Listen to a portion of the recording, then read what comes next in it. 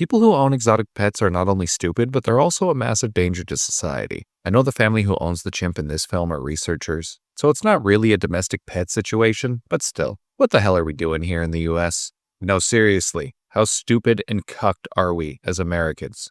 Because of the exotic animals, of course. We should be doing something about this. Again, about the exotic animals. Like right now. We shouldn't even be going to work until these problems are fixed. Damn. All this over a movie about a monkey with rabies. Yeah, that's totally what I'm talking about.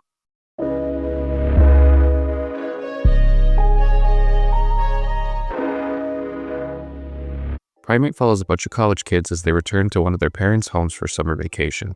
The home is located in Hawaii and owned by our lead Lucy's father, Adam, played by Johnny Sequoia and Troy Koster, respectively. The rest of the cast are enjoying their stay, and most of them are already aware of the monkey, so it's fine. I say most because one of the girls, played by Jessica Alexander, has no idea, and they just play a prank on her by letting the chimpanzee walk into her room while she's unpacking. Yeah, y'all are crazy.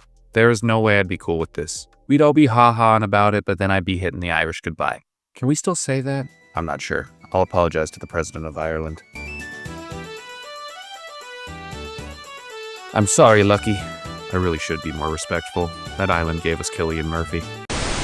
That scene is actually a good example of how the film doesn't take its narrative that seriously. You'd safely assume that after introducing the monkey to Jessie Alexander's character, they'd give her context as to why they have a chimpanzee in the house, right?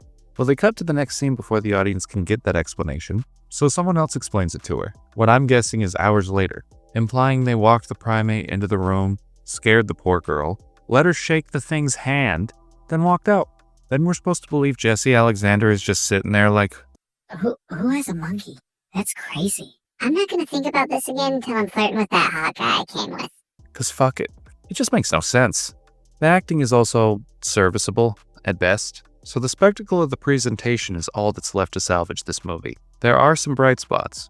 For example, the score of this film has this futuristic synth horror sound that was a welcome addition to my eardrums. Very unique. But of course, the main thing anyone is interested in are the kills. Unfortunately, that aspect leaves a lot to be desired.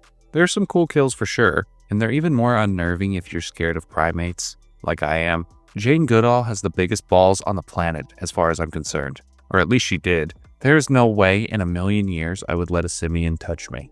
Not because I don't respect the creature, but because I do, implicitly.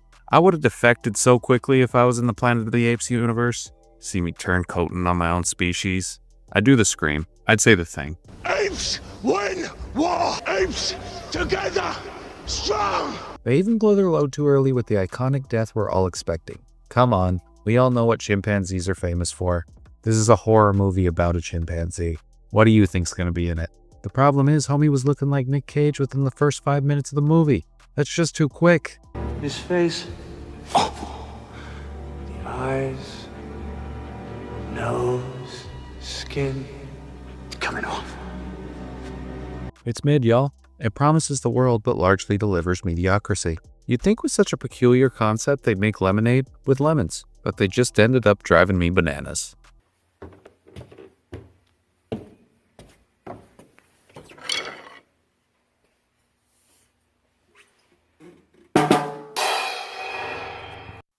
What's wrong with me? That was dumb.